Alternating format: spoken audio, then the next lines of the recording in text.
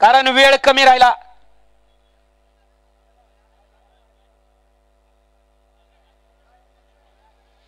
प्रत्येक सुट्टी मेकरला सांगितलं ते गाड्या सुटल्या.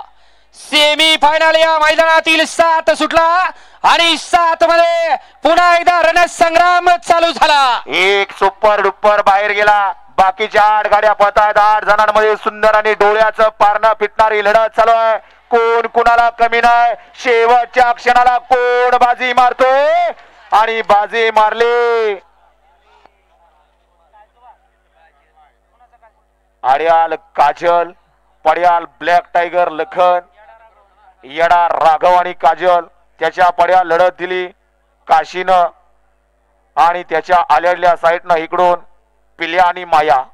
परंतु फायनलला कोण पात्र झाला आणि क्वार्टर फायनलला कोण पात्र झाला निकाल गेलाय पंचांकडं. वळवा सेमी फायनल 8 वळवा.